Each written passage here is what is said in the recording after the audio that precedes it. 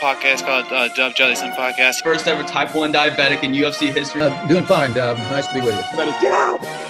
He's like, yeah. My tunnel vision and my periphery, I'm like all field. Hey, you know how it is, though. Hey, when your team. I don't remember that. That's crazy. Everyone, we're back with another episode of Dub Jellison Podcast. Today, I have a very special guest, Mr. Matt Harms. Matt, how are you? Doing great, man. How are you? I'm doing well. Thank you so much for taking the time to do this. First off, I want to say congrats on signing your first professional contract. How excited are you for this, and how did it come together? I'm really excited. You know, like after this past year, playing at BYU and kind of how weird it was. It's, I'm really grateful the fact that I can just go like play professional basketball and everything's kind of normal again. It's always been a dream of mine. Like, from back even in high school, I was always thinking about wanting to play pro. So just being able to go to Germany, which is close to my home, the Netherlands, is awesome. It came together in the past or so. Since signing me, and I went for it. I got a great opportunity to go play in a great league, and I'm really happy to, have signed there. Mm. And has it kind of been a little bit of a whirlwind since you signed and kind of making all the plans to get ready and get set to go over there? Yeah, it is crazy. It's a lot. You kind of realize, I've been here since my senior year of high school at this point, and I kind of realized, you built up a life. I built up a life over here. I got so much stuff. I got from living here to being in college. So you build up just such a large amount of things that you have, and you're like, wow, I got to bring all this back with me across the world.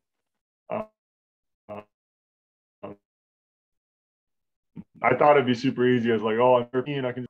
So the fact that I feel like an American, honestly, uprooting my whole life to go to Europe. But obviously the adjustment over that will be easier. But the move itself, preparing for that and like so much stuff, so much Purdue and BYU gear. I'm like, I can't keep all this. I got to donate this somewhere. Like I can't just all a bunch of stuff that you're like, oh, I wore this one time at this one place. And you're like, well, it doesn't matter. Like I got to get rid of it somehow because this ain't coming to Germany with me. Well, how are you going to donate it all when you're 7'3"? Who's going to be? That's the problem. Yeah, that's the problem. So I got to find family. I'm with the in-laws right now. So I'm like, you guys want a double XL double tall of something? And they're like, no one fits that. I'm like, okay, well, that's a problem. So this is really problematic. Nobody's really going to want it anywhere. Like, even if it's a Goodwill, sitting at a double XL double tall, I don't think it's going to get a lot of stuff on it. It's all worn. It's a dilemma, honestly. It's really a dilemma. But I'm trying to find family friends, like my family. I'm like FaceTiming my parents. I'm like, do you want this? And I'm like, okay, no. And I'm like, what about this? And I'm like, got a yes pile and a no pile. Just what I have to bring. It's hectic, man. It's really hectic. How hard is it for you to find clothes? Like, I know for gear and stuff, they'll custom fit it for you or whatever the case may be. But when you're going out to buy just regular shirts, how difficult is that? Depends, depends where I'm going. Some stores you'd be surprised, and sometimes I go, I really don't go into stores. I feel like you kind of outgrow that. If you talk to anyone above 7 foot, honestly, you probably get that. You're like, hey, I've kind of outgrown in-store shopping. Too much disappointment. I've been disappointed one too many times of going into a store and having not a single thing fit in there. But it's now I just shop online. And thankfully, a lot of places start to have big and tall sections where you just have a tall size. Nike's actually does a good job with that. All the Tech Fleece stuff that I wear around, it's all double XL talls. So I'm lucky, man. Honestly, if I was born 40 years ago instead of 24 years ago, I would have a way tougher time. My dad, he's 6'7", and now it's oh, he's not even tall anymore. It's a regular XL fits him, but back in the day it was a lot harder. So I'm grateful that those big and tall sections are being incorporated more. Yeah, that's crazy. So what is this time period after the season ended? Kind of with the training, strength and conditioning, and things along those lines, component of the off season. Yeah, so right after the season ended, I started kind of first, of course. I feel like every college senior had this crazy process where they were like, "Am I going to go back to school for another year? Am I leaving really? What am I doing?" So that was kind of the first month. Honestly, it was just me thinking about where am I even going? Am I trying to go play professionally? I know I was entering the draft regardless. But am I going to pull out at the last minute and go back to school? That was a crazy question for me to answer that first. then in the end, I was like, I'm 24. I'm ready to go, like, play pro. Like, I'm done with college. At some point, everyone is just done with college. No matter how much I loved it, at BYU, I had a great time there. It was just time to call it, just on college in general. From there, I signed with my agent, and then I worked out in Las Vegas at Impact, which is a great facility. Worked out there for about 6 weeks. Just trying to get better, trying to get in shape, just in case of any NBA workouts. And then now just kind of went back to Provo, where BYU is, kind of went back there, kind of hung out, kept working out.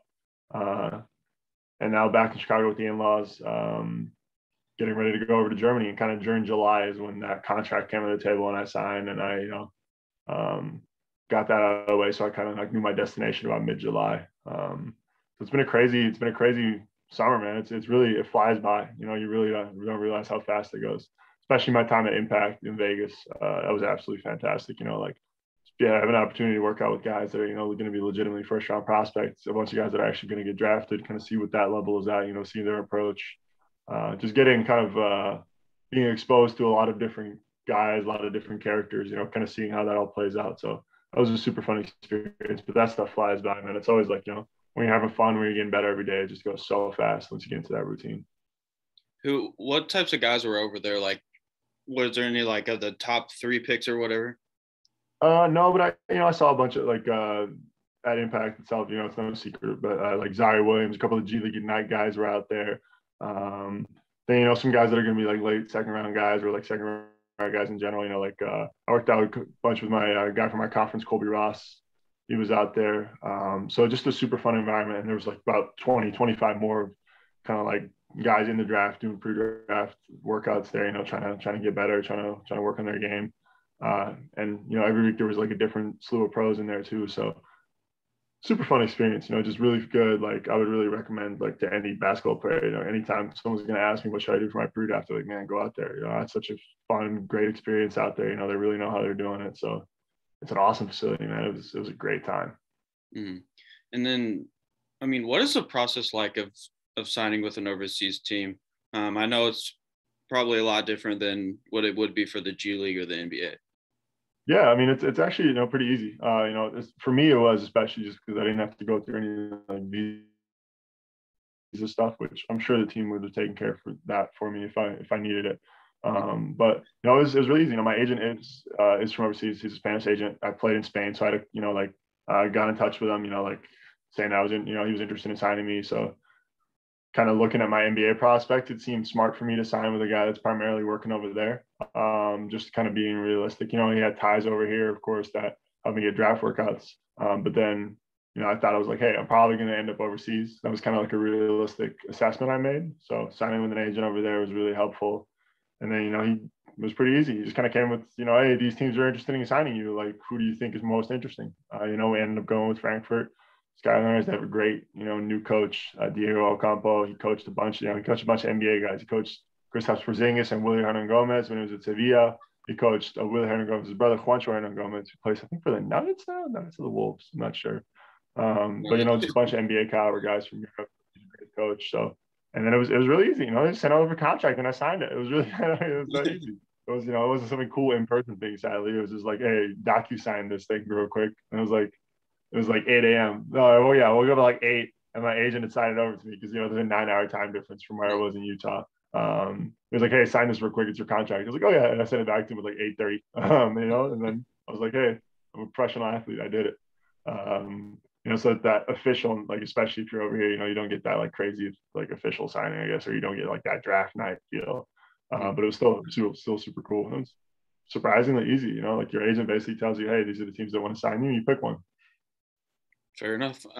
Did you have that moment of realization that you're going to be a professional athlete? I really didn't. I really didn't. You get so caught up in that summer, trying to get better every single day and kind of working up to the draft. And, thankfully I kind of went to realistic expectations where I wasn't thinking I'm going to be a first-round draft pick. I never thought that. I was I'm going to have to work for everything I get, every single workout I get. I'm going to have to work really hard just to even be a guy they're actually looking at instead of just a guy they're bringing in just to be competition. So I had a realistic mindset about it, which was hey, I'm probably going to go overseas, and that's completely fine. Like I've been dreaming about being a pro athlete, but I really never had that moment. Like I guess when I left BYU, like when I decided to, be like, hey, I'm going to be a pro, like I'm done at BYU. That was kind of more of an emotional moment for me, honestly, because everyone wants you to come back. I'm sure if I ended up staying at Purdue, it would have been the same. But it was like, hey, everyone kind of wants you back. Like I've never had any problems with anyone. I've always made it a point to still be in touch with those guys at Purdue as well. So it's like, like that decision was really difficult to be like, hey, I'm going to leave my teammates. It felt kind of weird, because I feel like you always should be, you have that moment on senior night where you're celebrating your career. Then it was kind of odd, like everyone wants you to come back, and I'm like, well, this is not really. I concluded that it's not really best for me. Mm-hmm. And of course, all your teammates are happy for you, but they're still like, hey, we wish we had you back. So that was a weird moment. So I feel like I never really got that moment where I was like celebrating to be like, man, I did it. Like I really did it out here. But I feel like once I moved to Germany and once I'm there in the apartment and I had my first practice as a professional, I'll be like, man, I'm about to get a paycheck for this, to do this, which is awesome. And do you, I mean, obviously it's well documented, you're from the Netherlands. Do you think that just living in that part of the world previously, do you think that it'll help make the transition easier? Just because I've had a lot of guys that have played overseas on the podcast, and they talk about that like culture shock when they go over there, and it's like a whirlwind for them. Yeah, I mean, it will be. I still think it will be. I really haven't lived in the Netherlands for more than a month at a time for the past 6 years. So it's kind of my whole adult life I've spent here. So it will be different. Those guys that have been living there for their entire life, it'll be a lot different. So I feel like I'll definitely be able to relate to, some of the other American players. I think there's like 3 other American guys that have signed right now. So I feel like I'll definitely be able to relate to them more than like the domestic players. I don't speak German myself. I speak German a little bit, enough to like understand it a little, where I'll have an advantage over some of the German guys. But most of my first year, I'll definitely be English speaking fully, like maybe a little German here and there, maybe to just like show everyone that that's a little party trick maybe. But yeah, it'll definitely be difficult. I'm taking my significant other over there. Like she's preparing for a big move. She's been out of the country once, so it's a big move. But I'm super excited for it. I feel like that excitement cancels out a lot of things. Now that we've like taken care of like most of the mundane stuff, like, hey, can we both be there? Is everything okay? Is everything taken care of? Like, how does it work? Our travel's taken care of over there. Like, once those kind of initial stresses are taken care of, it's just a wave of excitement kind of goes over you. And once we're there, I'm sure it'll be like culture shock. I'll be in the grocery store, be like, I don't know what this is called, and stand with the Google Translate on my phone. But hey, I hope that me and the other American guys on the team will be able to like help each other with that. Are there any older guys, like guys that have been over there maybe 5 or 6 years ish, that you could kind of lean on it for support and kind of a mentor to help with that transition? Yeah, I'm sure there will be. Kind of the guys that they have on roster right now that I've heard about, that I've talked to, the coaches about. It's kind of just been like a couple guys that I'm kind of re-signing. They're still working on like completing a roster, which is, of course, completely normal. But then there's a bunch of German guys, which I'm sure, hey, like once you're a pro, like it doesn't matter if you're German, it doesn't matter if you're American, it doesn't matter where you're from. Those guys all help each other. I've noticed that on every team. It doesn't matter where you're from, it doesn't matter what position you play. I feel like guys just kind of help each other on teams. That's just kind of the, basketball. Your locker room is relatively small compared to something like football. So you really get to know everyone and build a relationship up with everyone. So I'm sure there'll be a guy that's been a long time pro, and that's going to be like the captain. It'll be like someone we all look up to. So that's why I'm excited to get out there, kind of start building those relationships finally, like get to know my new teammates. When do you go out there? I leave August 9th, reporting August 10th, starting practice on the 16th, and getting it going. Like it's a pretty long season. They don't play that much, so it's like a 1 game a week kind of deal. But yeah, season I think starts in like October, November-ish. And then you go through about May, June. Yeah. Well, I'm super happy for you. Can't wait to hopefully tune in. I don't know what the time difference will be. Hopefully I'll catch a few games. So. You can tell my dad's excited. My dad's hyped. My dad's been getting up at 3 a.m. for games. That's why it was like when I went to BYU, it was like, you just added 2 hours. You just added 2 hours to me being up late. So it was like midnight games went to 2 a.m. So he's excited. He's like, I'm going to be in the same time zone. He's like, I'm coming to games. So it's like, I'm finally doing him a favor by doing this. That's special, man. You talked about kind of having that realistic expectation for yourself, is in terms of balancing that kind of NBA dream that, every basketball player has, and then going overseas. Was it hard to kind of put your pride aside and realize that, hey, my future is probably going to be overseas. So let me just go that way. Yeah, it is tough initially, because that's what I came over here to do, was be an NBA player, and just kind of see like, hey, it's not realistic right now. I feel like that's the important mindset to have. You can't just say like I'm setting it out of my mind, because I'm not. If I'm 26, 27 and I get the opportunity, after a bunch of great seasons in Germany or Spain or wherever I end up going after my time in Frankfurt, it's, if I get the opportunity to go back to the NBA, I'm taking it. It's that easy. So it was really just kind of, first you have that disappointment of like, man, I'm just probably not good enough to get drafted this year. I don't have the potential, in the eyes of scouts. And then it's like, hey, I'm going to try to prove everyone wrong. But then you do have to like accept that reality. It's just important that you don't go from a place of like, I'm going to be an NBA star, I'm going to be this, I'm going to be that. You can't go from there to like, I'm never going to make it, I'm just going to go play, and like, I'm going to play overseas for the rest of my life. Like, it's okay. Like, because that I feel like that kind of has a connotation with some disappointment, where I have no disappointment. I'm a professional athlete. I'm going to get paid to play basketball. And, if I get that opportunity in the NBA, then I'll take it, and I'm going to work my way up to that. I'm going to work my way up to playing on this team and taking it to be one of the top teams in Germany. Those are my goals now. You know what I mean? Those are still awesome goals. And I still get to have people watching me play, and me getting paid to be a basketball player. That's been my dream. So just kind of like shifting your focus is really important. I feel like, you can't get stuck on just being an NBA player for the rest of your life. Sometimes you got to be like, hey, at this stage of my life, this chapter of my life, I'm not ready for it. Mm-hmm. And that's completely okay. Some guys are ready for it at the age of 14. LeBron could have been in the NBA at 14 and been a good player. I barely started playing basketball at 14. So, everyone matures at different ages. Everyone matures in their game at different ages. And hey, if one day I'm ready to be an NBA player and I get that opportunity, that's fantastic. But if I get to be an NBA player in Europe, overseas, anywhere, non-America, like wherever, I'm going to be extremely grateful for that. I'm already extremely grateful for the position I'm in now. This is a dream that so many people don't get to live out. So the fact that I even get to do this is already awesome. Mm-hmm. Yeah, that's special.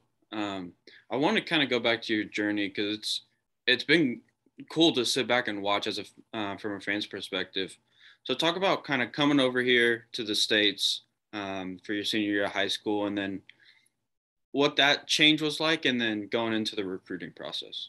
Yeah. So, the year before I was at Sunrise Christian Academy in Wichita, Kansas. I played in Spain. After that year, I kind of realized that, hey, I really had this dream of playing in the U.S. It's kind of always something I saw myself doing. So, I really wanted to go over here. I got an opportunity to go play at Sunrise, and that transition was honestly insane. Like, I never thought it was going to be as hard as it was. It's a whole different game over here, just like at certain ages. I was a 17, 18-year-old kid, and I was playing up against guys that were the same age as me that I thought were like 25. That's the guys that, in Spain were walking around were like seasoned vets. That level of physicality, those guys, that was like the level of a high school team in the U.S. So kind of like really adapting to that change of like, there's a lot more talent. And there's also just a lot more physical talent, like athletic talent. Like, there's guys that, like have a level of athleticism that you're just not going to see very often if you're playing in youth basketball in Spain. Once you're a pro, you'll see American guys coming over and playing that way. But just the level of athleticism just shown by like, a bunch of guys on my team went D1, but not guys that are like top 100 prospects, guys that were not ranked, guys that were not, didn't get major buzz, probably had maybe a D1 offer here or there. But just the level of athleticism of like average guys on a great high school team was insane to me. Like, I barely played my senior year of high school. I barely come off the bench. And it wasn't some like, oh, coach hated me. No, I didn't deserve to play. Like, for a long time during my senior year of high school, I did not deserve to be on the same court as those guys. So that was an insane transition for me, just to work my way up to being a guy that's like first, second guy off the bench. That was already like an insane transition to me. Like, I had to work so hard, like harder than I'd ever worked. Just because the whole culture around sports here is different. Like in Spain, going out and working out wasn't really something you can do. You didn't have access to the gym. The gym was full. The gym was locked up. It was dark in there. You didn't have access to the basketballs, like that kind of stuff. If you want to go play outside. Go to a court outside. But the fact that I went to Sunrise and they're like, yeah, gym's open 24/7. Like, you guys have the code. Like, get in there.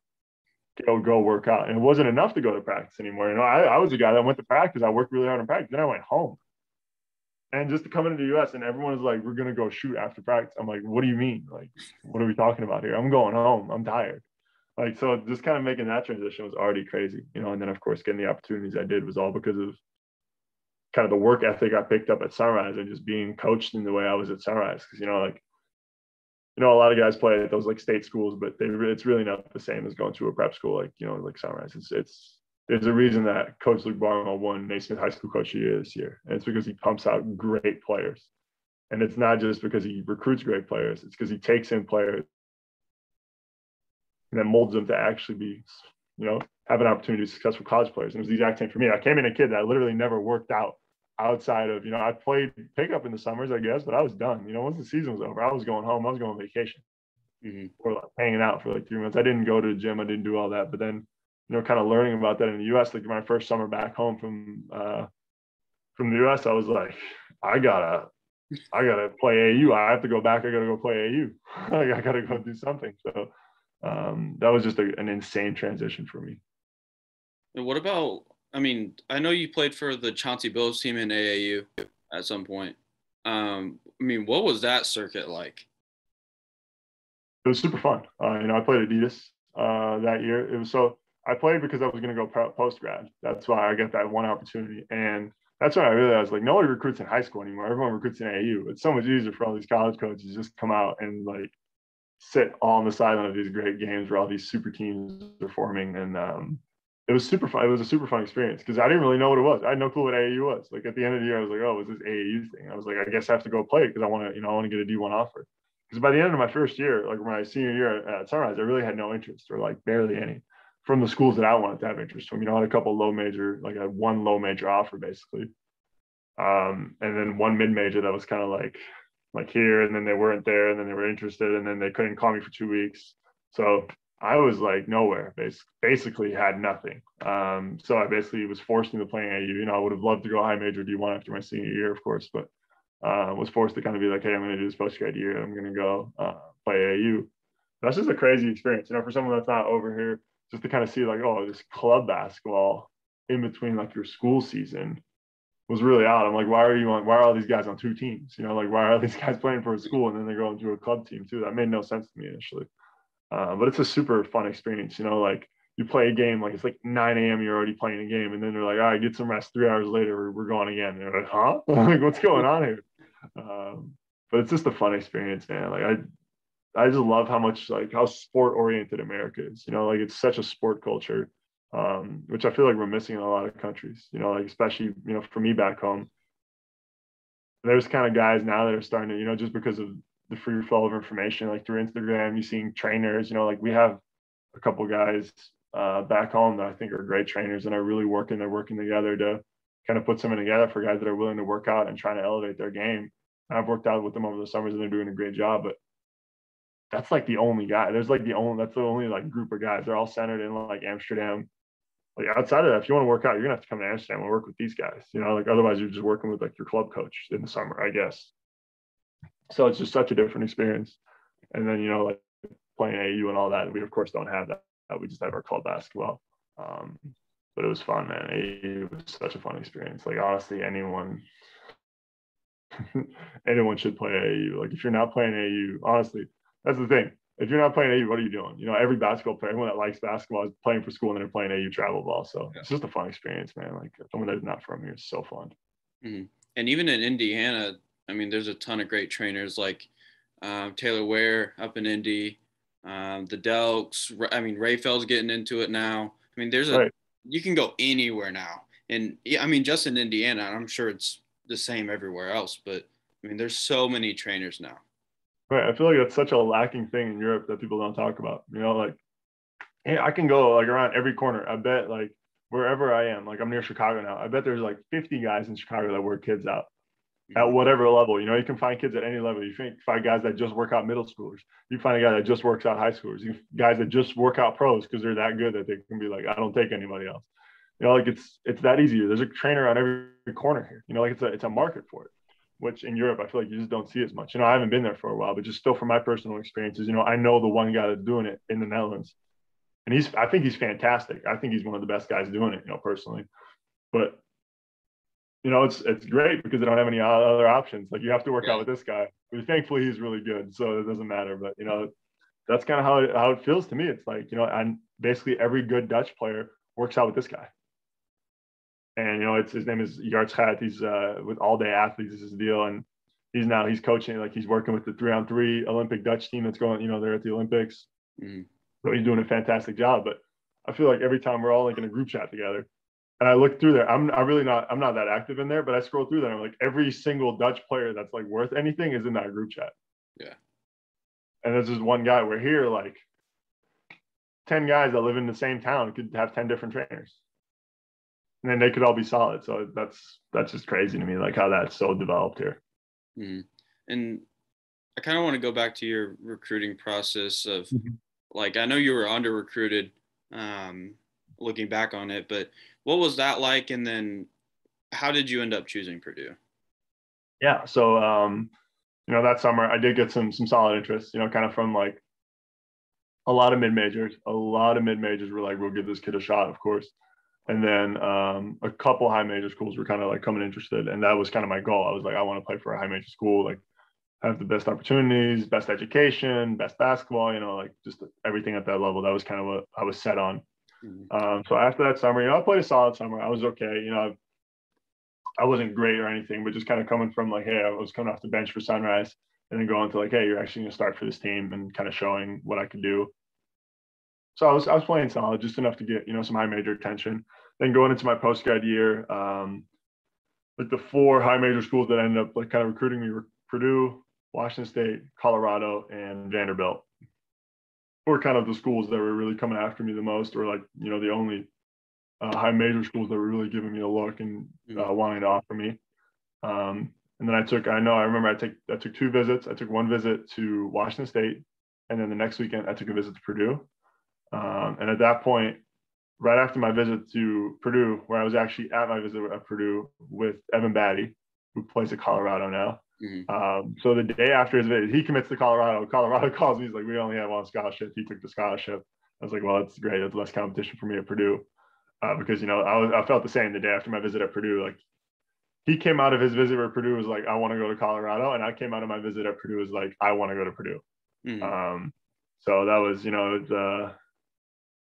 it was really just a fun experience. Like being recruited was not something I'd known before. So just being able to kind of get to know the coaching staff at Purdue was really fun. A great experience just to see what they've been doing. Just to kind of first see that for the first time. Like, I've been to college games before. Like we kind of always went to games if there was like someone from our team that was being recruited by Oklahoma. We're all going to the Oklahoma game. Like it was a kid that was being recruited by Texas A&M. We're all going to the A&M game. You know what I mean? But we're all sitting together, and the kids being recruited sitting next to the head coach, like in that section. So it kind of was the first time that I felt like I actually felt wanted myself. They were like, hey, we actually really want you on this team. We're really excited about your potential and stuff. So it was a fun experience, just a really fun experience for me. I ended up only taking those 2 visits, Washington State and Purdue. And then actually I might have gotten that order wrong. I don't know if I went to Washington State first or I went to Purdue first. I think I might have gone to Purdue first. It's just so long ago at this point. But I just remember coming out of the second visit, whether it was Washington State or Purdue, coming out of that second visit, I kind of knew where I wanted to go, and it was Purdue. But it was just such a fun experience, man. Like, it's just really like just coming in and they have like a plan for you, and they're like, hey, we have a vision for you for these next like 4 years. Like we actually know how we want to use you. You have a plan, just to kind of come into that level. Like college sports is really almost like professional. Like honestly, like just the amount of money that's put into it, and just the amount of resources that these teams have to like, build great facilities and give you access to all these awesome recovery options and help with your academics and all that. It's just fantastic. So Purdue was just a no-brainer for me after my recruiting process, honestly. Like out of everyone, they showed the most interest. They had a solid plan for me. I really like the coaching staff. I think at the time they had a great staff. Now I barely know. Like half the staff is like new. There's a lot of turnover, which I guess happens if you have a successful program. But like that was just such a great staff, and I was so excited to commit to that staff that I was like, I just want to go there. It took me like 3 days after that second visit to be like, I'm going to Purdue and committing and making that official and stuff. What was it like to come in and we know you came in as a red shirt for that second semester. I mean, what was it like to come in and go up against Haas, Biggie, Vince, and then being around Carson and Matthias, like all that talent to come in, and obviously you needed more time to get ready and get acclimated to the Big Ten. So, I mean, were those first few practices just terrible? Yeah, it was crazy, man. So talking about that, I was really grateful the fact that I was able to come on for that semester. Just like kind of getting there and getting that experience. Because I feel like if I didn't get that one, I would have redshirted my redshirt freshman year. That would have been my year that I was redshirting, because going on campus, I was not ready. I remember I flew in because we practiced the 26th. We practiced the 26th of December to get ready to play, I think, Iowa, something like that. And I fly in on Christmas Day. Like on Christmas Day, I'm flying in, and PJ Thompson's picking me up from the airport. And I crash on his couch that night before we go over to Purdue. I had everything set up at Purdue, but of course I had to get over there first. So I crashed on PJ Thompson's couch, and I was super hyped to meet him, to see him again. And then that practice, like the next day, I thankfully, I was actually really grateful. Like looking back now, I was so scared for that practice. I was legitimately terrified. I had no clue what to expect, but I think they do have to do like a sickle cell test. So I was like, goodness, I get to watch, because they did a couple 2 days. So for the 26th until like 26, 27, 28, they did a couple 2 days, and then like did like 2 days of game prep for it. I'm pretty sure it was Iowa. And then they played that game. Mm-hmm. So those 3 days of 2 days, I didn't do one day of those because they were waiting for my sickle cell test results. And every day I was like, before the last day of 2 days, I was like going to my trainer. I was like, please don't say you got it back yet. Like, I just want to watch one more day, which kind of shows, like I was intimidated. I really was, just because, I didn't have that summer with them to get to know them. I was just like, this team was already formed. This was a great team that was going to go win the Big Ten championship a few months later. And I was just like, I'm part of the team now, guys. Like, it was really weird. But just kind of like those first 3 days were just like kind of acclimating and seeing everything and watching practice, which thank goodness that I got to watch those days. And then, I was hopping in. I was trying my best, but I didn't have that much of an impact, that first semester. I was just property of the strength coach, basically. And then I was just like, got to hop in there. I was like training dummy. It was like, all right, guys, go hit this guy for a few minutes, like see what you can do. But I'm so grateful for that first semester, man. Like I would not have been on the court in the way that I was during my freshman season if I didn't get that semester where I was just property of strength coach, go put on 35, 40 pounds, which I did. I put on 35 pounds. I came in at like 206. End of the year, I was like 240. Or in the semester, and then of course being part of a team that goes and wins a Big Ten title and goes to Sweet 16. I got to play with a guy that's the hardest worker that I've ever met, which is Caleb Swanigan. Just playing with him and just kind of picking that up and picking up how much fun that team had, and just kind of getting to be part of it. So I kind of felt like, by the time that I was actually a freshman or playing freshman, I kind of felt like I'd already been through it. Mm-hmm. And I mean, you've mentioned a couple of times how great those teams were. What is it like to come in and be on those great teams and experience that much success? It's fantastic, especially that first time. It's that first time around. I was, I really felt like I was part of the team. I'm so proud of, I really feel like I won the Big Ten as well. Even though I didn't play, I was out there, I was helping them every single day. Like, I'm just so grateful to have, your first year, you set that expectation for success right away. Like there wasn't a year. Like every single year there was a tournament during my career. We went to the tournament. Even at BYU this last year, we went to the tournament. And I'm so grateful because I had that expectation. I never had an expectation of like, oh, let's just win more games than we lose, guys. Or let's try to win 20 games. So I was like, let's try to win 30. And let's try to be a 1 seed. Let's try to win the conference. That was our mindset every year. So I'm really grateful to come into, a staff and a culture with that kind of expectation. That's Coach Painter and the staff. Coach Painter like came in and he wasn't like messing around. He wasn't trying to tell you, oh, let's just win this game. Like if you lost the game, he was pissed. Like we should win every single game. That was his mindset. So that's so important for like shaping a guy, like just coming in, like in my career, like I've never really been a guy that's like, stuffing the stat sheet in terms of like points. I'm not like putting up 30 any given night. That was never the player I was. I'm a guy that focused on defense first and winning the game. Mm-hmm. So kind of coming into somewhere that really matched what I had always thought was important, which of course are the things that are really important. Somehow I ended up with the right mindset, thankfully. Like I always, probably because I never scored, I wasn't that great of a scorer ever. So I was like, let's just win the game and I'll play defense. That was always kind of my mindset. So just kind of coming somewhere and that has that same mindset, and they didn't have to rely on me to establish that culture at all. That culture was already there. Like they didn't have to rely, like, look at Matt, he has a great mindset. of course there was those days where like I was pointed out, like, and there were days where I like, I was like, oh, you should have a better mindset or something. But, they never relied on me to establish a culture. That culture was already there. Like Coach Payne, the second he walked into Purdue is the day he established that culture. Like, we're going to go win games. Even the years where they weren't good, that was never acceptable. Mm-hmm. It was never acceptable to him to be playing the way they did. It was never like, oh, this year we're just like trying to rebuild. We're just trying to do better. So just coming in right away and having a coaching staff that immediately like is establishing the culture of like, we're going to go win every single game. And every time you lose, it's unacceptable. Like, we got to be better. It was never okay. Like, oh, we dropped one, everyone drops one. No, that wasn't good enough.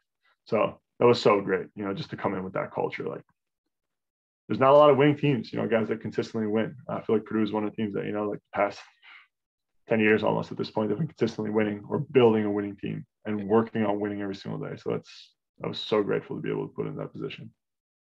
Do you have any games games or stretches? I know obviously the Elite Eight run, I topped the list, but do you have any games that stick out as most memorable to you during your time at Purdue? Man, I feel like it really was the Elite Eight run, of course, it ended in heartbreak, but I feel like kind of the end of that season, kind of leading towards the Big Ten tournament. We went on the first round of the Big Ten tournament against Minnesota that year, but still winning the Big Ten, being the Big Ten champs. Because it was tough, we had to get through a lot of adversity that year. We started off pretty bad, 6-5. Didn't really know what to do. We obviously knew like, hey, Carson's the guy. How does it kind of work around him? That was kind of the puzzle. We knew Carson was going to be there, but hey, Carson can't shoot 60% every night. He's going to have worse nights where he's still our leading scorer, but he's going to have tougher nights. So it was kind of like that year was kind of just for me, it was really figuring out like, how do I support this team in the best way possible? And I think that was kind of everyone's question on their minds. And I feel like we figured out that puzzle really well. We ended up being a really, really good team. Mm-hmm. I feel like it was never that tough. My first couple of years with that, dominant class of Isaac and Dakota and PJ and Vince. I feel like that was never a question those years, just because those guys were like, we're the core. Yeah. And it was like 4 guys. It was like, oh, you need to put one other guy in there. You got a starting 5. It's that easy. And whether that was Ryan Klein or Carson or Biggie, it was just kind of, you just kind of slot it in there and it works. And then, when it was those guys left, it kind of became like a puzzle. It really just figuring out the puzzle. So I'm probably most proud of that year, just because, the year we won 30 games, we went to the Sweet 16, of course, would have gone further if Isaac doesn't get hurt. But that was like, it was figured out before the season. You know what I mean? We knew we were going to go far and we knew we were a good team. But just figuring out that puzzle with like, hey, Carson's our guy. How do we work around this? Who has what role? Because everyone knew it was like Carson's best player on his team. You know what I mean? Like, he's the guy that's scoring the basketball. Because everyone before the season saw that, in season saw that. I feel like that was clear. That was like number one. Like, that was like my number one fact every night I went to bed. I was like, how do we get better? We know Carson's there. We know he's right there. He's scoring the basketball. He has the ball in his hands. That was kind of, everyone knew that. So like, kind of figuring out the puzzle of like, how do we all fit around that in a way, and I feel like everyone on the team had that same question and they all answered it so beautifully. That team came together so well to go win a Big Ten championship, to go to the Elite Eight, something we hadn't done as Purdue in a long time. Like, that's probably my achievement in college that I'm some of the things that I'm most proud of as a team, just doing that and being able to figure it out as a team that went 6-5 over the first 11, had a really bad out of conference. And coming into conference and just with that killer mentality was just, I feel like not a lot of teams do that. I feel like, I don't know why, but Paint, sometimes his teams get off to slow starts and then they just hit their stride and it's bing! Like that one year they lost, I think you were on the team when you guys lost 2 in Atlantis and then beat Arizona and then went on like an 18-game winning streak, something crazy like that. Mm-hmm. I mean, that happens a lot. But during that Elite Eight run, when you were on the court, were you even thinking about just Carson going off, or were you just like so dialed into your specific role? I was just dialed into what I was doing. We knew Carson was going to find his way. Like, you didn't really need to talk to him much. There were moments where Carson would get a little, like Carson just has his mindset. It's really just this killer mindset. That's why I knew he was going to be, an NBA player the second I met him. It's just kind of, because Carson's if you've met Carson in person, Carson is the nicest man of all time. Like, he is such a sweetheart, and super respectful. Anyone that's, anyone that's his elder or, deserves respect in some way, it's yes, sir, yes, ma'am. But then it steps on the court and he's a dog. He's trying to kill you. He's trying to kill you for a basketball. If you don't catch the ball, that's your fault. And it's your fault. He'll let you know. You know what I mean? He's a killer. Like that's what it is. So it's, so I knew he was going to be fine. The only time I needed to talk to him is if he got like over too much into his emotions, which barely ever happened because he was so locked in. He was such a fantastic player that year. But it was, that whole run, it was just being completely locked in on what we were doing. We were so prepared. We were prepared for every single team. We knew what we were doing. It was really the only thing that was going on in our minds, just like, how do we go win these basketball games? And every single person on that team knew who they were going to guard, knew how they were going to do it, knew how we were going to play on offense, knew what plays we were going to run.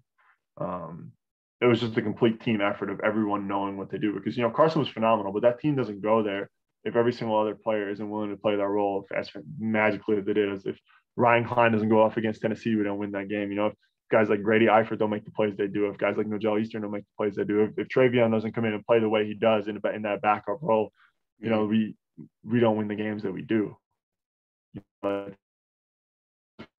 for all league level player, and probably is going to be a guy that honestly might win player of the year, or should be the favorite to win player of the year next year in the Big Ten Conference. But coming in as a freshman and knowing he knew in his mind that he was going to be the player that he was right now, but coming in and accepting the role that he did, that's really tough. That's why he's a great player. All those guys, that's so impressive. For guys that are like, hey, I want more, like Eric, Eric Hunter Jr., his freshman year that year. To come in, he knew he was going to be all league level player too. That's what he's going to be next year. He's going to be first, second team all Big Ten level player. You just never know. There's so many freaking bigs they put on that first team that he might not make it on there. But just he knew that he was going to be that one day. And just to come in and hey, this is my role in this team. I play this way. That's so impressive. It's really tough for guys to kind of set aside that own agenda. It's something I learned at BYU. It's really hard. Coach Pope would always talk about that. You have to set aside your own agenda. It's not terminology we used at Purdue, but Coach Payne always talked about fitting into the team and knowing your role. And it's similar. Just for guys to do that, I give them so much credit. Of course, for myself, it was just as difficult. I don't want to give myself too much credit, but I accepted that role. And for guys that knew that they were going to be great players one day, to be like, I'll wait, I'll be the backup this year, and I'll do whatever it takes for my team to win. Because I don't care about putting up 10, 15 shots. I'll just take 3 shots if we go win the game. And that was just fantastic, man. It was such a special run. And I feel like you always see that with programs that are consistently building, not necessarily the one and dones like Duke and Kentucky or things like that, but Gonzaga obviously has done a really good job of that. BYU, Purdue. A lot of schools in the Big Ten have really done a good job of kind of establishing that culture. But when you're talking about you have to calm Carson down, one of my favorite gifs ever was the one where you were me down in your head, and then he's looking up at you calm down. I don't what game was that? I don't even remember. I think it was against,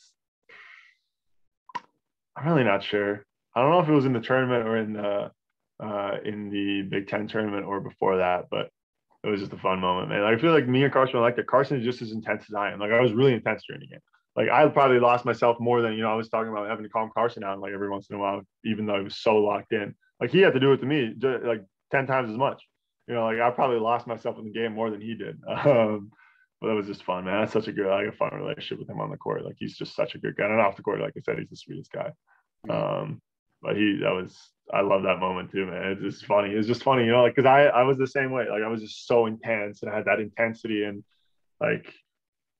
I don't know, it's just so youthful and an unending energy somehow. Now I feel like, it's kind of exhausting to play that way. But I knew what my role was. I knew that's what I wanted to go do out there. That was my role in the team, was bringing the energy, getting a rebound, blocking a shot, going hard off the roll. So it was great, kind of playing with the game. Carson kind of showed it in a different way. Carson didn't have that outward passion that I do, but inward, it's a fire that burns as brightly as anyone else playing the game. He really had, it's Mamba mentality. That's what it is. That's what Carson Edwards has, is Mamba mentality. He's a fantastic player. He's probably the best player, one of the best players, easily the best player that I played with. Just at the level that, you knew he was going to be an NBA player. You know, it doesn't matter about his size. It doesn't matter about anything. You know, it's going to be an NBA player. And that's what he is now. So I thought that dynamic is kind of cool. You guys, it feels like from a fan's perspective, you guys all had different ways of going about it. And obviously you were the most, like, I don't want to say rash, but like you showed the most emotion on the outside. You mentioned. Yeah, you know, it's fun because you have all these different personalities on a team, and it's got to work out somehow. And then, you know, in the end, I was always focused on, you know, the fans are something that gives me a lot of energy, which I feel like, you know, this year was kind of, I feel like, you know, if you watch my games, it was a little less, just because, you know, who am I doing it to? You know what I mean? Because I get that energy from the fans, like hearing them, that fans roar after I make a big play. That's a big part of my energy, you know, like, so it was kind of tough this year. Like, you know, I was still playing a good season. I was still playing, but it was kind of focused on, you know, being more inward. But, you know, those years at Purdue where we actually, you know, were allowed to have fans, you know, if we were allowed to have fans, would have been the same. I feel like I would have had that same play style. But that was what got my energy. But there were guys that didn't care about that at all. They were like, why are the fans so loud? You know what I mean? Like they focused 100% on the game. Where I, of course, was focused 100% in my own way on the game. But I had that focus on, like, let's get the crowd into it, because I play better when the crowd gets into it. Like I knew that kind of stuff. Or I played better when the crowd was chanting, like, you know, was trying to kill me when I was like at risk for my life after the game. You know, that got me into it. So like the crowd negatively or positively. But it's just always fun to see, you know, different personalities and how they work on a team and where they get the energy from. You know, there's guys that need to sit quietly on the bench for a few minutes, and there's guys that like need to just go absolutely wild for their teammates on the bench. And those guys that have to sit down and take a moment for themselves, they'll be just as hyped after those 2 minutes. But there's, you know, there's different ways people process within the game. And it's always fun to see that, you know, like a guy like Klein is just the most calm guy of all time. It always looks like nothing really phases him. But then, you know, in his head, it's the most important moment of his life every game he plays. You know what I mean? Like because it's just his facial expression. He looks like he doesn't care, but he cares the most. You know, he cares the most out of anybody. Like it's like that, but it's always fun, man. That's the beauty of team sport. You know, you get to play with a bunch of different personalities, and that's just part of the puzzle. Like just as much as like what is my role on this team is part of the puzzle, it's also like how do I make sure that I have a great relationship with all of these guys. Mm-hmm. Yeah, I mean that's super important. I know we're getting close to time, so I want to wrap this up fairly soon. But before we talk about your year at BYU, I want to talk about your decision to transfer. What all went into that decision, and what was that process like? Yeah, you know, it was probably the toughest decision I made in my career up to this point, and it was really hard. You know, we had a season that, of course, we didn't do as well as we wanted to, and you know, we weren't probably. Unless we won the Big Ten tournament, we weren't going to the tournament, to the NCAA tournament, which of course, you know, none ever ended up happening. But it was just tough because I kind of felt like, you know, hey, everyone that I kind of started this thing with is kind of gone. And there's just kind of a new group of guys that's coming up, and that's going to be the future of this team. And, you know, I realized that Travion was a fantastic player, and you know, those games, he deserved to start that year. You know, I'm never going to be salty. You know, I'm never going to say that he didn't deserve it. Like he did, because he worked for it and he was a great player and he fit what Purdue wanted to do that year. And I just kind of felt like, you know, hey, Purdue's a great team. And I love it here. You know, I love it at Purdue so much. You know, I had a great time there. I never had a problem with anybody. I just felt like, hey, it's kind of time for me to just move on from this. You know, like I'm sure that I could play well if I was on Purdue this past year. I'm sure that I could have played a good role. But I was just kind of like, hey, I want to go somewhere and really feel like I'm kind of the leader of this team, and they need me to win more. You know what I mean? Like I understand I probably, you know, could have fought this to start at Purdue, but Travion was a fantastic player, and I feel like he fits their game plan a lot better. You know, what they really want to do. They want to throw it inside to him. They want him to work out of the post, and I feel like that's not really me. You know, that wasn't the player I was going to develop into. I wasn't going to be that big time low post scorer. But it was a tough decision, man, just because it was kind of leaving behind the place that I loved and the place that gave me the opportunity when I started in college. But it just kind of felt like something that I had to do. You know, this year they had such an exciting young team. And it just kind of, I was like, I didn't really feel like, it just felt weird. I just felt out of place, you know, thinking about that. And that's not anyone's fault. You know, that's not a fault of the young guys. Like they're fantastic, and I love all of them. You know, I helped recruit some of them, and like Zach Edey, like he's a fantastic player, and all those guys, I love them so much. But I don't know, I just felt weird. You know what I mean? Like I just felt like I was ready to go somewhere new. And it's just really weird for me to express it in a way where it's, like, and I don't think when I talked to Coach Payne about it, when I told him, I didn't think I did a great job expressing it. But it was just a feeling where I was like, hey, I feel like I want to go like play somewhere else. Like I feel like it's time for me to go be somewhere else. And it's a tough decision because, transferring, it gets such like big emotional weight in college, which I feel like it shouldn't. Entering a transfer portal, I like that there's this freedom of movement now where it's like, you should just go play where it's best for you. And I felt like both basketball wise and just of like mentally, I feel like I was ready to go be somewhere else. Not, like I said, not because of any fault of anyone. But I just feel like sometimes it's time like that. And I'll still love Purdue and I'll still be a big Purdue fan. And I'll hope to visit there and I hope to see some of the guys, like that are on the team. I hope to see some of them, go visit West Lafayette for a few days maybe while I'm still here. But I was just, it's weird to express. Like I feel like transferring, like I say, it just gets so much emotional weight that I feel like it really shouldn't have. I feel like it should be like, hey, I'm just making a good basketball decision for me. But it just gets so emotionally loaded because it kind of like has that family feel to it. You're kind of leaving your family. You don't really have to. You're not getting forced out. My contract at Purdue wasn't over, but it was time for me to go somewhere else anyways. But like I said, it's never been about any clash that I had with the staff. Never been about any clash that I had. I was cheering for him this year. I think he did so good. Just such a young team to perform the way they did. So it was just, it was kind of that time. And that's kind of the only way I can explain it. It makes perfect sense to me, but I understand that for some people it was kind of like tough to understand. A lot of people kind of came out of nowhere too. Mm-hmm. Yeah. I mean, that was the next thing I want to ask you about. I mean, did it bother you about some of the backlash on like social media and the fans' response to the decision? Initially, yeah. Initially, I would say, it's always frustrating, just because I love Purdue and I love everyone that was there. But I realized that everyone that actually really cared was completely supportive of my decision, and those are people that people that I actually talk to will still talk to me. That was important. I don't care what some nobody on Twitter has to say. I started to kind of realize that, and that's something I realized throughout my career is kind of like it doesn't really matter what some random on Twitter says about you. Those are people that want to argue about anything, and it really doesn't matter. But every real Purdue fan, I know that everyone that's a real Purdue fan still respects me and still loves me, and I still love them, just for the support they gave. Every single Purdue fan that's a real fan is going to support the team, and that's the fans that after Purdue lost in the first round to North Texas, those are the fans that are still there. Those are the real Purdue fans. Like I know everyone on that team knows that too. That after they lost to North Texas in the first round, everyone that's hating on them is not a real fan. Like everyone that's like respecting them and saying we're coming back next year is a great young team and sees the potential. Those are the real fans. You don't have to worry about some guy that's just pissed about something else and it takes it out on an 18-year-old kid on Twitter. Like those are not the people you have to be worried about. So yeah, of course there was backlash, and of course Coach Painter said some things after me and Joe made that decision, but I don't look back on that negatively at all. Like I know that the people that are truly true fans will still reach out to me. I get a lot of support even on Instagram. People like, hey, Purdue fan, like love to see the way you're playing over there at BYU. So it's kind of like that negativity doesn't matter. I started to realize that. And for me, like, I mean, it doesn't matter if you play for Purdue, I'm a fan of you because I've been a Purdue fan my entire life. I go there now.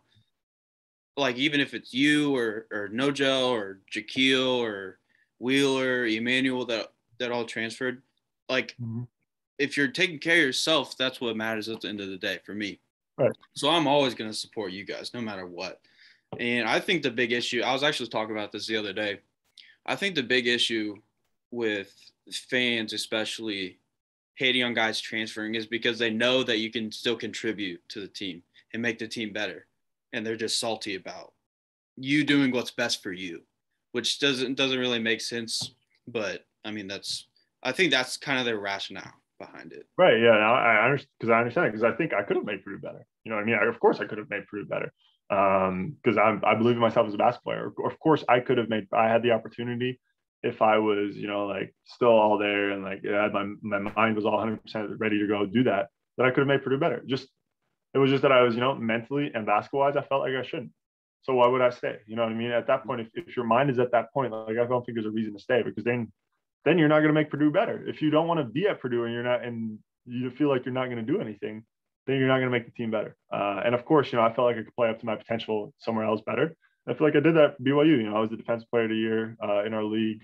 Was able to kind of like be, feel like one of the top two guys on the team, really like the most important guys on the team. Like, got to be like a veteran leader in that locker room. Like, I got to play to my potential more. I felt like, and I feel like guys that want to leave, understand that people are frustrated, but just always understand that, if guys don't want to be there, it's great that players have this free movement now. And I see a lot of people, complaining about that as well. Like, if you didn't, if every time if that sit out transfer was still a thing, like, geez, basically pulling a player hostage, you know what I mean? Yeah. Like, players should have that freedom too. Like, I understand, now with name, image, and likeness, there's a little more, monetary like compensation, but still, you're just playing for your education and you're not getting paid $1 million to go do this. So I feel like that free movement is so important, just to kind of give players that, because a lot of guys go somewhere and then, not even talking about Purdue, a lot of guys go somewhere and they realize it wasn't the way they thought it was going to be.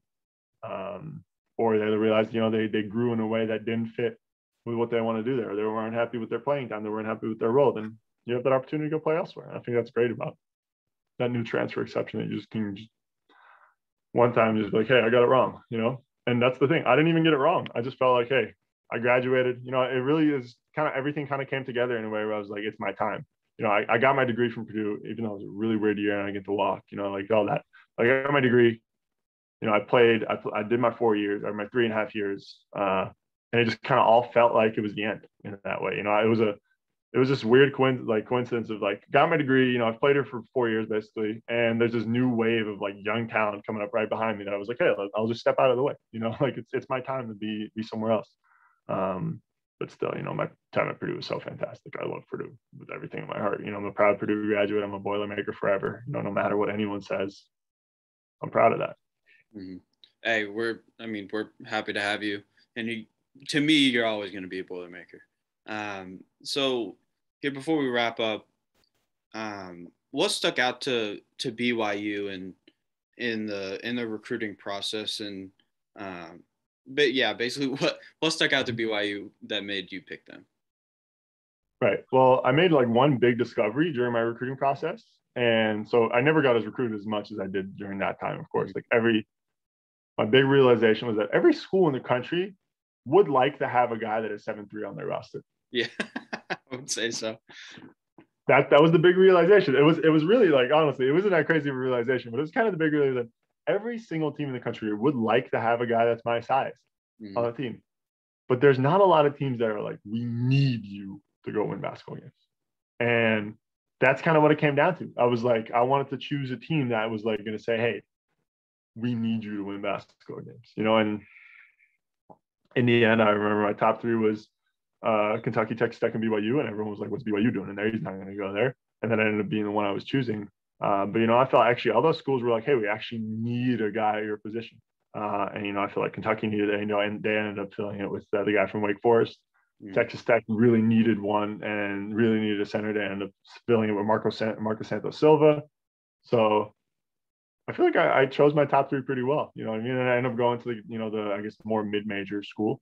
And I was just like, hey, I feel this is a great fit for me. I love the coaching staff, but I love the coaching staff at most of the schools that recruit me. You're not going to see the bad side of any of it. But I feel like in hindsight, I look back on that decision a lot, and I sit there because I had such an insane amount of choices that I always think it's funny to look back, like, hey, like where else could I have chosen? And I actually found my little notebook from that time. I found that a few days ago, and I was going through, and I had notes on every single school that called me, and like I was looking through it, and I looked through it for a while, and in the end, I was like, man, I actually did a pretty good job. Like, I actually did a really good job. I don't think there's any other school that I would have rather gone to than BYU. That's of course with the knowledge of BYU, but I really feel like, like evaluating objectively the pros and cons of each school and the position they were in and what they were going to do there and all of that and the culture and everything.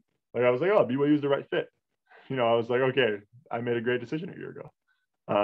So it just came down to that, and of course it had that same family atmosphere that I felt at Purdue that I think is really important. I really want to feel like I'm being embraced by the community and being embraced by just everyone at the school and the team and the athletic department and all that. That was really important to me because that's what I felt at Purdue. I felt that love from everyone. Every single person was a fan, and every single person was also your friend.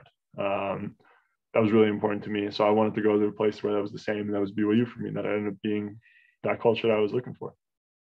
What was it like to come into a whole different I mean, I know you said the culture is kind of similar, but a new school with new teammates, coaching staff, and you're not a freshman anymore. Like you're coming in to produce right away. You're a grad transfer. What is it like to come into that role? It is very different. Like you said, a lot of those nerves that I was talking about in my first practices on the day after Christmas back in 2017, those were gone. Those were gone. I came in there and I knew what I was going to do.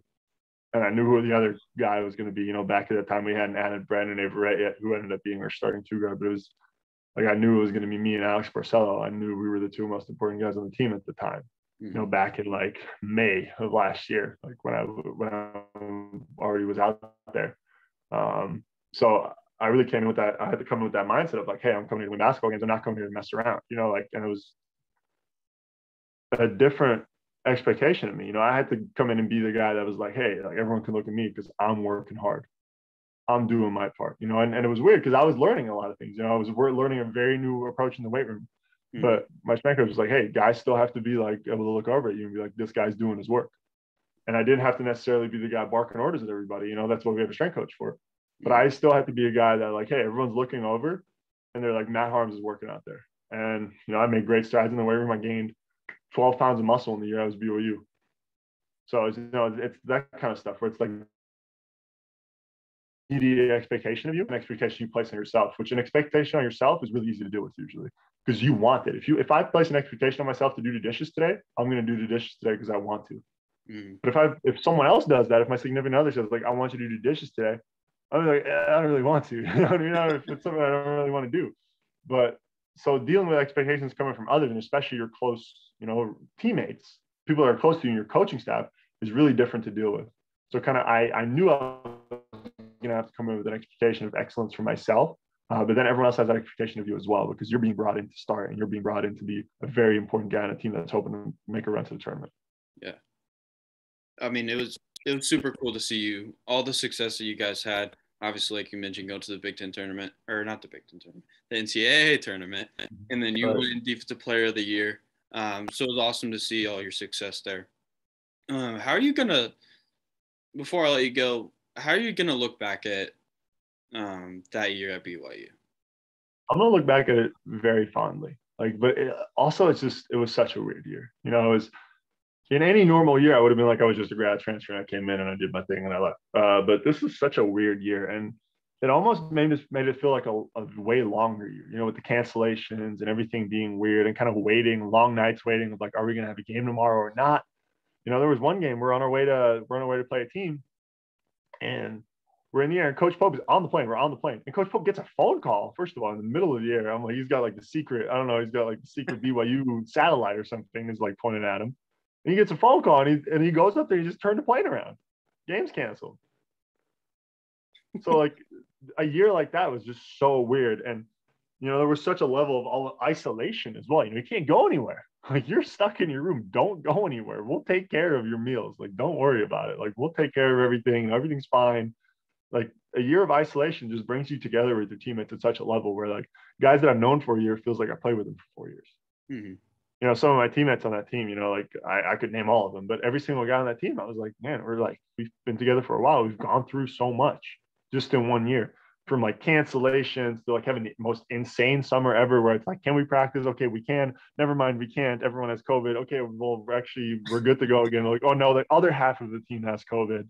Oh, like, no, actually all the coaches have, like that kind of just that insane summer where you just like, every team in the country had that, every single team in the country was going between like practicing and not practicing. But to me, coming into a new place, it was like you build a connection with guys so much faster because you're kind of in isolation. You can't really talk to anyone else but your teammates. It's kind of your life. You can't go anywhere except doing stuff with your teammates at like a secluded location. Like, so I'm actually grateful for it because it brought me together with those guys so much more than just being a guy that's there for 1 year and doesn't have as much of a connection. With those guys on the team next year, I'm going to feel like I've played multiple years with them. That's what it feels like, just because of how long everything was and how we were knocked out of the normal routine and knocked out of the normalcy of regular college basketball and kind of into a very intimate and isolated season. Mm-hmm. Well, hey, man, I'm going to wrap this thing up. I've held you for quite a while now. I thought we were gonna talk UFC, man. Let's go. You're a UFC fan? A huge UFC fan. What? Okay. Then we're gonna stay on for a little bit and talk about UFC. We're gonna stay on. Let's go. Let's talk. Okay. Well, first of all, what'd you think about the fight last night? Oh, I thought it was a tough, Crazy. man. I thought it was just a razor thin decision. I thought, I personally didn't think Dillashaw had it personally, but I understand. You always understand it once it goes. You can't it's Sandhagen's fault. Like you got to do more to make it more clear, and can't let it go to the judges, especially not when there's a guy like Dillashaw in his big comeback fight. The judges are going to give it to the more notorious guy.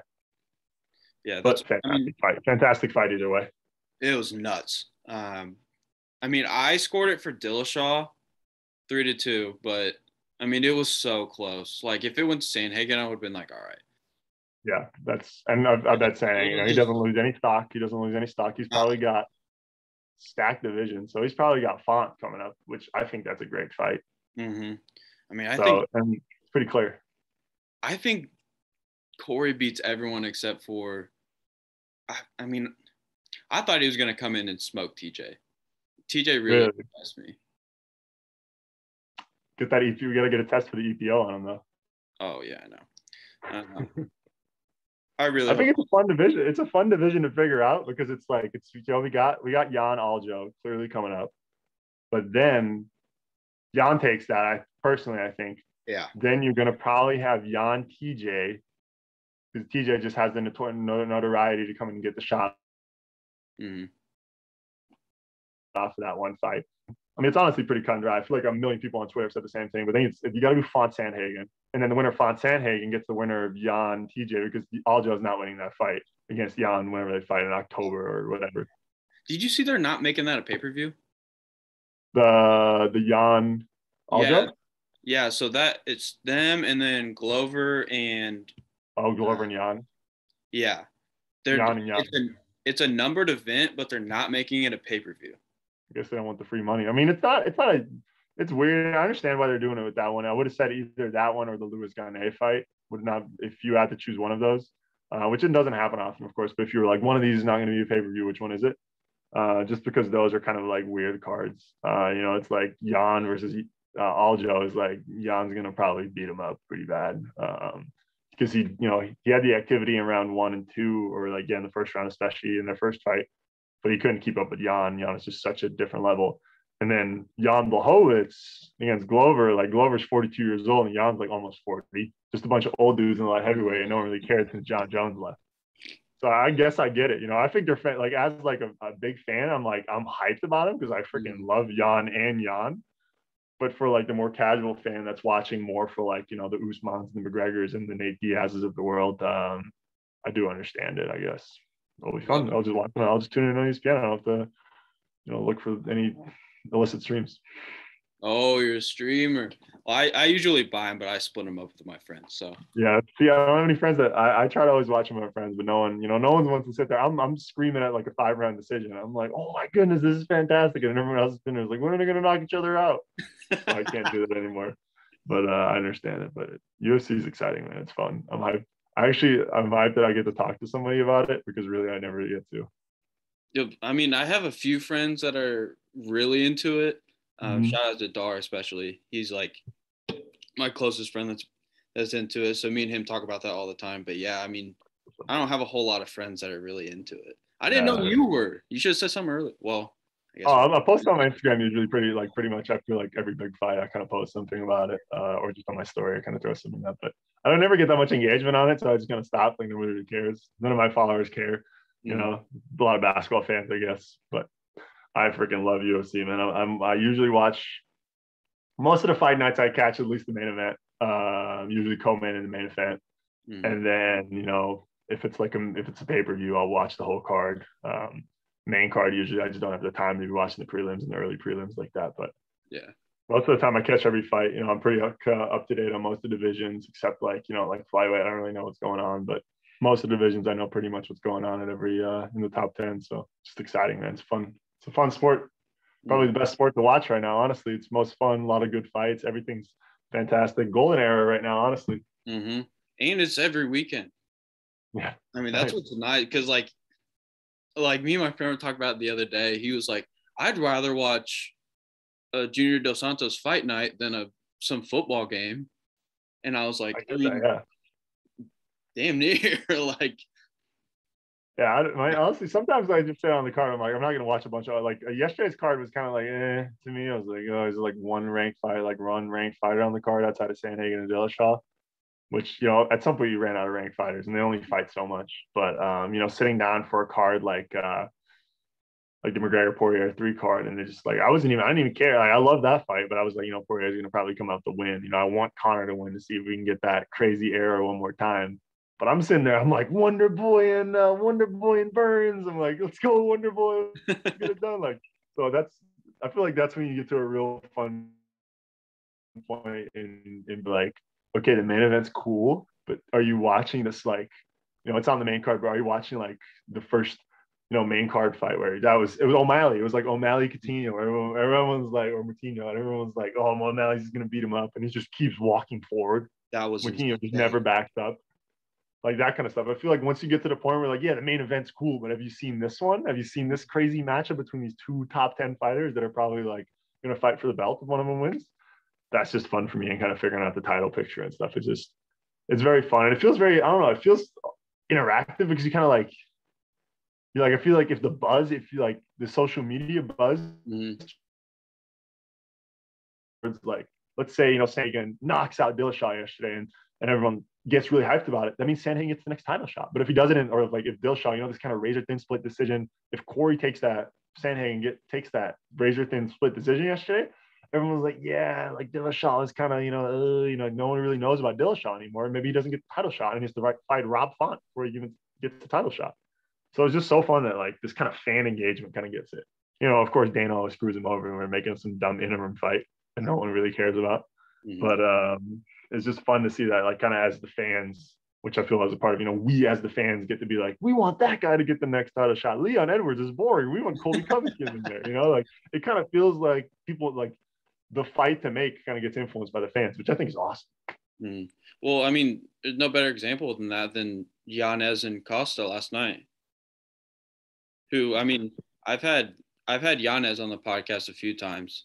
So he's one of my favorites. So I'm glad he ended up getting that win. That was a crazy fight too. Yeah, it was just I didn't have the time to catch anything with the main event side yesterday, so I can't really speak on that. But it's just fun to see that, man. Like it's fun to get to see like guys get to call their shot and just get to take it. Like against like some of the best fighters in the world, just if they respond to it. And like a lot of guys kind of know some divisions are just boring because nobody fights. Like welterweight, none of those guys like to fight each other. Mm-hmm. But so actually, it looks like the slog is kind of getting moving up there, but. Some of those divisions, like everyone's like, just please fight each other, man. Like, what is this doing? All these lightweights that don't want to fight Makhachev, and Makhachev just absolutely dominates Thiago Moises last week. And he's just like, I'm just trying to fight someone in the top 5, and everyone in the top 5 is like, nope. I lose my spot. Yeah, like freaking Dan Hooker. Dan Hooker, get off your ass, man. Come on. Justin Boston, you got knocked out by Michael Chandler. That kind of stuff, you know what I mean? Like it's just fun to kind of everyone gets to play matchmaker in the UFC. Like it doesn't matter if you're a rando on Twitter or if you're like Daniel Cormier on his podcast, which I think is fantastic. I love that part about it. Same. I couldn't agree more. But I mean, we can chat about this later on. I'm gonna wrap this up. Thank you so much for coming on. I really appreciate it. I didn't know you're a UFC fan, so I'm excited. You can have me on again to talk UFC in a few months. How about that? Hey, we will for sure. But all right. Thank you so much for coming on, man. Stay safe, safe travels, and good luck in Germany. Yes, sir. Thank you so much for having me, man. I really appreciate it. Love the podcast. Thank you so much. Thank you.